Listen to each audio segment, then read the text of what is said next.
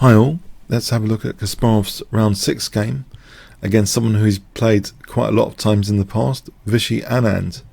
So Vishy Anand was playing white. So e4 from Vishy, we have Kasparov playing Sicilian defense. And now instead of the main line open Sicilian, we have bishop b5 check to Kasparov's visible annoyance. Okay, like, why are you doing this to me kind of expression. Anyway, so knight d7, d4, c takes, queen takes d4. This is thought to be about equal in the live book. There's been quite a large number of games from this position, over 800. a6. White gives up the light square bishop, and quite a popular continuation is to set up the dreaded maroczy bind with c4. But in this game we see knight c3, slightly different treatment. e5, queen d3. Now h6 to prevent any, bishop g5 strategic exchange. Knight d2, still with the idea of trying to lock down the position with that d5 central square. So knight c4 to e3 later to lock down d5. Bishop e6, knight c4. White takes the opportunity to put a knight on e3 here before doing anything else. Now it looks as though white's got this positional bind here, but this bishop's slightly awkward in this position. If ever b3 is played, it weakens the c file. The bishop goes to d2 for the moment. Rook c5. We have a4. Rook c5 dissuades a5 from white. It does a few things. It gives that c8 square for usage, which is used now, in fact. Okay, so this does beg the question of a5 in this position.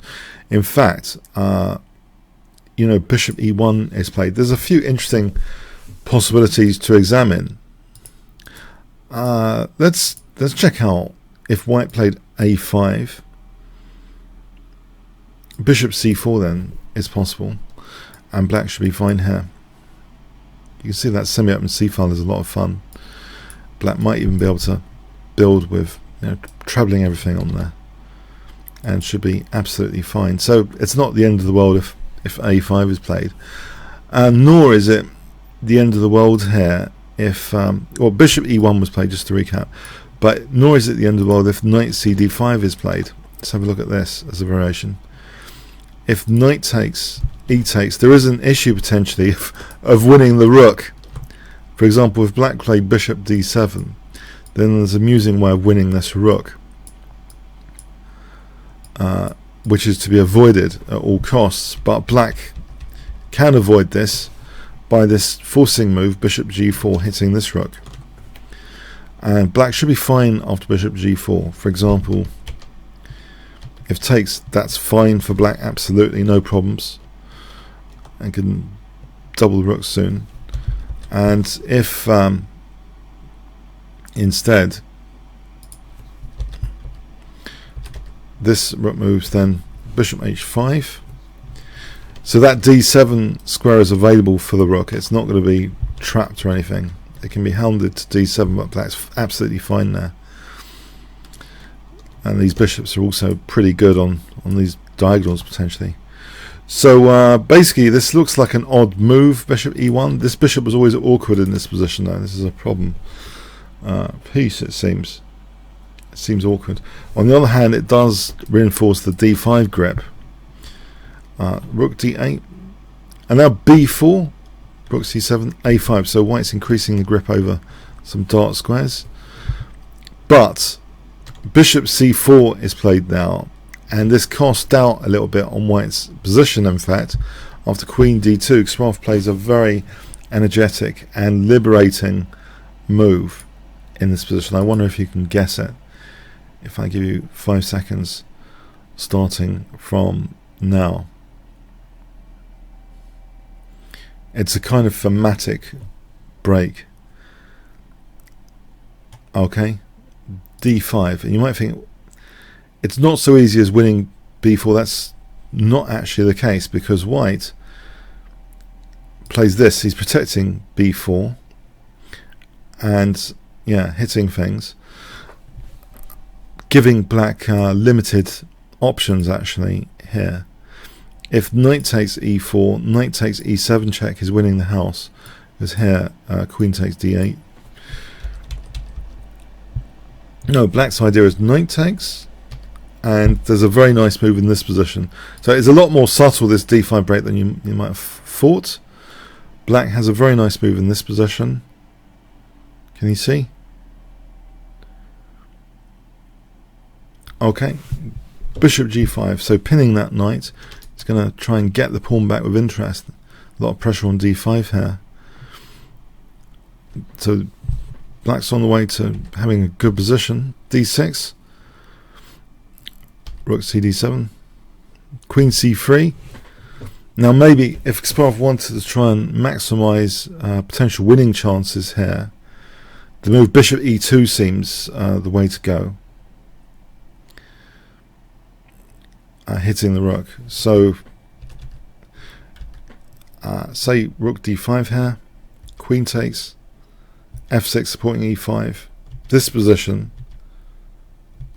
is probably the way to go. So black with the bishop pair, and that d6 pawn is vulnerable, and black should be getting into the driving seat here. It's actually quite difficult for white. If this sort of move, bishop c6, and where is the rook going? For example, the rook's been hounded. This rook's been hounded, but also black's pawns are, black's got a lot of opportunity here to do stuff. So this would have been like the way to go.